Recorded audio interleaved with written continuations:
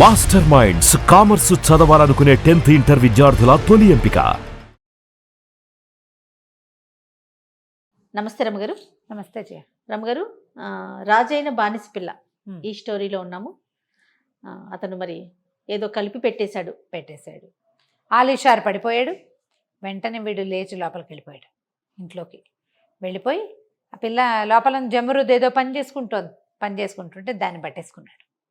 నోట్లో గుడ్డలుగా కుక్కేశాడు. అక్కడి నుంచి ఇల్లంతా వెతికి వీళ్ళ దగ్గర ఆ డబ్బులు ఈ డబ్బులు ఉన్నాయి కదా, మొత్తం డబ్బులని పుచ్చేసుకున్నాడు. ఆ అమ్మాయి దగ్గర ఉండాల్సినవి, అతను సంపాదించినవి మొత్తం ఉన్న డబ్బులన్నీ ఎవరేసి అక్కడి నుంచి ఈ పిల్లని ఈ బయట ఒక గాడిదని ఏదో నిలబెట్టారు. గాడి మీద వేసుకుని తీసుకెళ్ళిపోయాడు. ఈ ముసుగులేసి ఉండటంతో అది ఆడో మగో పిల్లో మేకో ఏమిటో తెలీదు, ఎవడు పెళ్ళామో ఎవడికి తెలీదు. అదో బాధ. తీసుకుపోయేసరికల్లా ఈ తీసుకెళ్ళి విన్ని ఎక్కడో దూరాన ఒక ఇంటికి తీసుకెళ్ళాడు. ఆ ఇల్లు ఎవరిది? ఈ అమ్మాయిని మొదట 1000 దినారాలకి కొనడానికి సిద్ధపడ్డాడు కదా ఒక ముసలివాడు, రషీద్ అని అతనిది. ఈ వీడు ఇది మధ్యలో ఉండటానికి వచ్చిన వాడు ఏమంటారు దాన్ని, మన బ్రోకర్ దళారి వాడు ఆ రషీద్కి తమ్ముడు. రషీదు ఆ పేరు పెట్టుకుని ఈ జాతి వాళ్ళతో కలిసి ఉన్నాడు, కానీ నిజానికి అతని మతం వీళ్ళది కాదు. ఇలా అందంగా ఉన్న ఆడపిల్లల్ని డబ్బులు పెట్టుకొని వాళ్ళని తమ మతంలోకి మార్చడం వాళ్ళ పద్ధతి. ఇక ఈ పిల్లని అడిగాడు, నేను 1000 రూపాయలు ఇస్తానంటే పనికిరాదని, రూపాయికి ఠికాణా లేని వాడి దగ్గరికి పోయావు, ఇప్పుడు ఏమైంది? నువ్వు నా దగ్గరికే చేరావు, నువ్వు మర్యాదగా ఒప్పుకో, మా మతంలోకి మారతానని ఒప్పుకో, నిన్ను రాణిలాగా ఉంచుతా, నువ్వు ఏది అల్లుకుంటానంటే అది అల్లుకో అంటే చచ్చిన మతం మాత్రం మారినంది అమ్మాయి. నా దైవాన్ని వదిలిపెట్టుకోను, నా మతమే నాకు ఇంపార్టెంట్ అనేసరికి చిత్త కొట్టేశారు. కొట్టేసి ఆ ఇంట్లో బోళ్ళంతమంది ఆడపిల్లలు ఉన్నారు, ఎవరో ఆ ముసలి ఆడవాళ్ళు ఉన్నారు, బయటికి వెళ్ళే వీలు లేదు, బయట ఎవరో కాపలాలు. ఆ ఇంట్లో పడేశారు దాన్ని. దెబ్బలు తగ్గాక అదే దారిలోకి వస్తుంది అని. అయితే ఏమైంది, ఆలీషారు ఒక 3-4 గంటల తర్వాత నిద్రలేచాడు. చూసుకున్నాడు, ఇల్లంతా మహాలోకంలాగా ఉంది, అల్లికి సూదులు అవి ఇవి ఇల్లంతా బడి ఉన్నాయి, వంటిల్లంతా భీభత్సంగా ఉంది. చూస్తే పెళ్ళం లేదు. అటు ఇటు చూస్తారు కదా, బీరువాలు అల్మర్లు కూడా ఖాళీ అయిపోయిన దాఖలాలే కనపడుతున్నాయి, డబ్బులు లేవు. అమ్మా నాన్న చూసి మసీదుల్లో అక్కడ పెళ్ళిళ్ళు చేస్తే ఈ నా భార్య అని చెప్పి పోలీస్ రిపోర్ట్ ఇవ్వచ్చు. ఇలా కొనుక్కున్న వాళ్ళని అలా చేయలేరు. అక్కడ చట్టం ఒప్పదు. ఏం చేయాలో తెలీదు, పోమని ఏడుస్తూ ఉండిపోతాడు. ఈ పక్కింట్లో ఒక ముసలమ్మ ఉంటుండేది వాళ్ళకి. ఈ ముసలమ్మ ఏంటంటే కాస్త కానీ వీళ్ళని అప్పుడప్పుడు కనిపెట్టి ఉండేది. వీళ్ళ నాన్న తాత కాలం నుంచి వీళ్ళతో కుటుంబంలో రాకపోకలు ఉన్నాయి. ఆవిడ వచ్చి చూసేసరికల్లా వీడు నెత్తి మీద చేతులు పెట్టుకుని ఏడుస్తున్నాడు, నా పెళ్ళాము అని. ఇల్లంతా మహాలోకంలాగా ఉంది. ఆవిడ అన్ని పక్కలా సర్దింది. ఇదేమిట్రా నాయన అంటే, అయ్యో నేనేం చేయను, వాడు ఎవడో నాకు తెలీదు, దళారి వాడు ఇవాళే కనపడ్డాడు, సరే కొట్ల మీదకి వెళ్ళి వాకప్ చేసుకురా, ఎవడైనా ఫలానా వాడు దళారి వాడు ఎవరికైనా తెలిసేమంటే ఎవ్వరికీ తెలియదు. వాడు ప్లాన్డ్గా వీడిని పట్టుకున్నాడు అంతే. ఫలానా నువ్వు 100 మందిని చూసి వచ్చాడు, వాళ్ళు ఎవ్వరూ కాదు, ఇటా ఉంటాడు అంటే అట ఉన్నవాడు ఎవడు మాకు తెలియదు అంటారు. ఇంకేం చేస్తారు?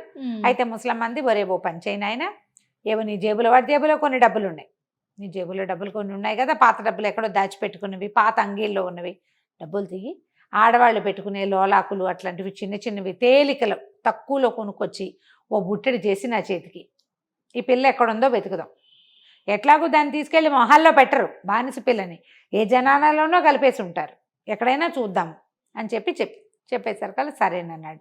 ఆ ప్లాన్ ప్రకారం ఏమిటి, మన చుట్టుపక్కల ఇళ్లలో అయితే గ్యారంటీగా ఉండదు కదా, ఎవరింట్లోకైనా ఒక కొత్త పిల్ల కనుక వస్తే మిగిలిన ఇళ్లలో ఎలాగోలాగా తెలిసిపోతుంది. వారం గడిచినా 4 రోజులు గడిచినా 5 రోజులు ఏం తెలియటలా, వారం అవలా 4-5 రోజులైంది.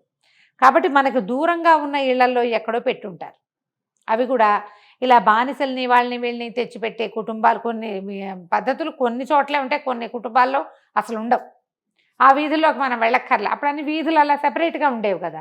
ఈవిడేం చేస్తుంది, బుట్టను నెత్తి మీద పెట్టుకుని ఇలా అవకాశాలు ఉన్న వైపుకి తిరగటం మొదలుపెట్టేసరికల్లా సరే ఏం చేసింది, ఓ చోట వాళ్ళు ఎవరో బోళ్ళంతమంది 6-7 ఆడపిల్లలు ఉన్నారు, మగవాళ్ళ కాపలా ఎవరో బయట ఉన్నారు, కానీ వాళ్ళు ఏం పెద్దగా మాట్లాడే రకంగా లేరు.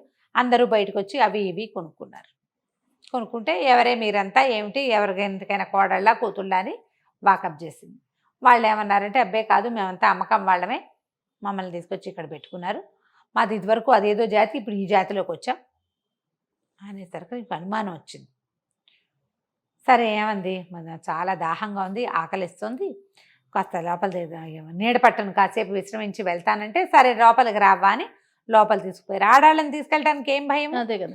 అయితే ఈ లోపలికి వెళ్తే ఈ జనాన దట కర్టెన్ కదులుతుంటే అక్కడ నేల మీద ఒక చాప వేసుకుని చాప మీద పడి దెబ్బలు తగిలి పడి ఉన్న ఒక ఆడపిల్ల కనపడింది ఆవిడకి. అయితే ఏమంటే అందరు హుషారుగా తిరుగుతున్నారు, ఈ దేవత ఇలాగా తెగులు తగిన కోడిలాగా పడిందంటే ఇక దానికి తెగులే తగిలిందిలే, దెబ్బలు తగిలితే కానీ మనిషి కాదు, దెబ్బలు తగిలితే కానీ దయ్యం వదలదు, ఇట్లా ఏదో మాట్లాడారు. దగ్గరికి వెళ్ళి చూసేసరికల్లా ఇది కనపడి జమరుద్దే అది. అయ్యోయ్యో ఇంకేముంది, దీన్ని వీళ్ళు తెచ్చేశారు, చిత కొట్టేశారు, కొట్టారు, దెబ్బలు పడ్డాయి కదా. అక్కడి నుంచి ఏం చేసింది, మర్నాడు 3వ రోజు కూడా అక్కడికే తిరిగింది. 3వ రోజుకి ఆ పిల్ల కొంచెం లేచి కూర్చుంటుంది. అప్పటికి వారం అయిందనమాట.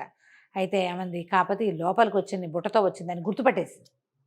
గుర్తుపడితే ఇవిడ నిదానంగా సై చేసి మాట్లాడబోక అని చెప్పి, సేవి నీ మొగుడు చాలా బెంగపెట్టుకుని ఏడు చచ్చిపోతున్నాడు, వాడి కోసం నేను వెతకడానికి తిరుగుతున్న వారం నుంచి నువ్వు దొరికావు, ఓ పంచి రాత్రికి ఇది ఇక్కడ దీని దగ్గర నుంచో కిటికీ దగ్గర, వాడు ఈల వేస్తాడు, ఈల వినగానే బయటకు వచ్చి గుర్రం ఎక్కేసి గుర్రం పుచ్చుకొని వస్తాడు, గుర్రం ఎక్కేసేయి నీ మొగుడు నిన్ను ఇంటికి తీసుకొచ్చేస్తాడు, వేరే చోటుకి ఎక్కడికైనా పోదురు కానీ అని చెప్పి. బాగానే ఉందిగా. సరే ఏమైంది పిల్ల, సరే ఆ పూట కాస్త శుభ్రంగా తిని కాస్త వాళ్ళతో వీళ్ళతో మాట్లాడి కొంచెం ఓపిక తెచ్చుకుంది. గుర్రం మీద ప్రయాణం చేయొద్దు, ఆ కిటికీ దగ్గరే ఉంది నిద్రపోకుండా. సరే ఈవిడేం చేసింది, అప్పటికి 2-3 రోజుల ముందు ఆవిడేదో తిండి పెట్టింది, కానీ 2 డేస్ నుంచి దిగులతోటి వాడి నిద్రపోవటంలా అసలు ఎలా పెళ్ళాన్ని తెచ్చుకోవాలరా అని. అయితే ఈవిడేం చెప్పింది, నువ్వు గుర్రం వేసుకుని వెళ్ళిపో, మరి ఫలానా ఇంటి వాకిట్లో ఏలయ్యి మరి అమ్మాయి బయటకు వస్తుంది, దాన్ని గుర్రం ఎక్కించుకుని తీసుకొచ్చేసేయరా అంది. వీడు ఆత్రానికి కొంచెం చీకటి పడంగానే గుర్రానికి పోసుకుని బయలుదేరాడు. ఆ ఇంటికి కొంచెం ఐమూలగా ఉన్న ఒక ఇంటి వాకిట్లో కూర్చుని ఉన్నాడు. పెళ్ళాన్ని దొరికేస్తుంది, ఇక భయం లేదు, విజిలేస్తే వచ్చేస్తుంది అంతే కదా. ఆ సంతోషంతో స్తంభానికి తలకాయ ఆనించాడు. 2 రాత్రులు నిద్ర లేదు, అంతకుముందు 5 రాత్రులు సరిగ్గా అంతంత మాత్రంగా ఉన్నాడు, తిని తినక. ఈ 2 రోజుల నుంచి కొంచెం తిన్నాడు కానీ నిద్రపోవట్లేదు. చల్లగాలికి స్థిమితపడిన మనసుకి వాడికి నిద్ర వచ్చేసింది, శుభ్రంగా నిద్రపోయాడు. ఇంతలో ఏమైంది, ఆ ఊరికి కొంచెం దూరంలో ఒక అడవిలో కొన్ని గుహలు లాంటివి ఉండేవి, చాలామంది దొంగలు ఉంటారని ప్రతీతి. అందులో 40 మంది దొంగలున్న ఒక గ్రూప్ ఉంది. ఆ దొంగల్లో ఒకడు జవాన్ అని, వాడు ఏ ఊళ్ళో అంటే ఏ వీధిలో దొంగతనం చేయొచ్చో రెక్కి నిర్వహించడానికి వచ్చాడు. వాడు మంచి బ్రహ్మాండమైన గుర్రం వేసుకొచ్చాడు. మరి దొంగలు పారిపోవడానికి గుర్రాలే కదా వేసుకొస్తారు. వాడేం చేశాడు, ఈ సందు గుండా వెళ్తూ ఇక్కడ ఇది బాగానే ఉంది అని తన అవతల సందులో ఉన్న వాళ్ళకి తెలియటం కోసం విజిలేసాడు. ఈ పిచ్చమ్మాయి జమరుదేవ్ అనుకుంది, గుర్రం మీద మనిషి కనపడుతున్నాడు, మనవాడు సన్నగా పొడుగ్గా బాగానే ఉంటాడు, వీడెవడో పొడుగ్గా ఉన్నాడు. రాత్రి వేళ ఏం కనపడుతుంది, ఆముదం దీపాలు ఉంటాయి ఆ రోడ్ల మీద. ఈలేసాడు, అదే కదా మన గుర్తు. చల్లగా కిటికీ పక్క నుంచి మెట్లు దిగి టకటకా వచ్చేసి గుర్రం ఎక్కేసి, గుర్రం ఎక్కడానికి ట్రై చేస్తుంటే వీడేమనుకున్నాడు, ఇది ఎవరితో ఆడది తన వెంట పడుతుంది అనుకుని ఎక్కించేసుకున్నాడు. ఎక్కించుకుని వెనకాల ఎక్కిన తర్వాత అడిగింది, మనం ఎక్కడికి వెళ్తున్నాము అంటే, అక్కడికే వెళ్తున్నానులే, మనం వెళ్ళాల్సిన చోటుకు అన్నాడు. ముసలిదానికి ఏమైనా ఇచ్చావా, నువ్వేమైనా తిన్నావా అని 4-5 కుశల ప్రశ్నలు వేస్తోంది. ఎలా ఉన్నావు, వాడెవడో తెలుసా, రషీదే నన్ను కొంతానన్నవాడు అని ఇలా చెప్తుంటే వాడు అనేసరికి ఇదేంటి వీడికి ఒక రకంగా ఉంది, వీడి గొంతని చేయి ముందుకు పెట్టి మొహం తడివేసరికల్లా వాడికి ఆలిషార్కేమో మీసాలు గడ్డాలు లేవు, నున్నటి మొహం వాడిది. ఇది పెద్ద బవిరిగడ్డం ఉన్న ఆజాను బాహు వీడెవడం. ఆ గడ్డం తగిలేసరికి కేవు అని కేకలు పెట్టింది. ఎవరు నువ్వు, నన్ను దింపేసి మా ఆయన అనుకుని ఎక్కాను, నువ్వెవరో నాకు తెలియదు, దింపే అని కేకలు పెట్టేసరికల్లా వాడన్నాడు పక్కపక్కనవి, నీ అంతటి నువ్వు వచ్చి ఎక్కాక నేను నువ్వు వదిలేదు ఎట్లా, వదిలేదేదు, మేము 40 మంది ఉన్నాం, మా 40 మందికి ఒక్క ఆడది లేదు, ముసలమ్మ తప్ప, ఒక ముసలి మా అమ్మ ఉంది అంతే. చక్కగా 40 మందికి పెళ్ళానిగా ఉండు కానీ కొనక్కర్లేకుండా బానిసవి దొరికేవు, నోరు మూసుకుని కూర్చో అని ఏం చేశాడు, తన చేతిలో ఉన్న బెల్ట్ ఇట్లా వెనక్కి పోనిచ్చి ఆ అమ్మాయి మీద నుంచి బెల్ట్ పట్టేసుకుని టైట్గా కట్టేసుకున్నాడు. గింజుకు చచ్చినా ఇక ఊడు రాదు. ఆ అమ్మాయి అరిచింది, కేకలు పెట్టింది, ఇక అరుపు లేదు కేకలేదు, గుర్రం దౌడు తీసేస్తోంది. పరిగెట్టేస్తుంటే అదేం చేస్తుంది? అదే. ఇక అక్కడి నుంచి ఏడ్చుకుంటూ, అయ్యో దేవుడా వాడు ఏమైపోయాడు, నేను వీడికి దొరికి చచ్చాను, ఏం చేయాలి, వాడు తెలివి తక్కువ పని చేశాడంటే నేను ఇంకో తెలివి తక్కువ పని చేశాను. సరే తీసుకుపోయి గుహలో పడేశాడు. గుహలో ఒక ముసలి మామ ఉంది. లోపలికి ఎన్ని గుహలు ఉన్నాయో. సరే వాడు వచ్చిన వాడి పేరు జవాన్.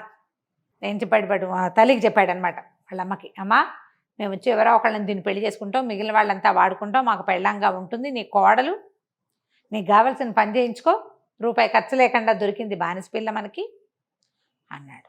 ఆవిడ ఏం చేసింది, సరే ఏదో ఒకటి గుహల్లో ఉండి అలా ఉంది పాపం.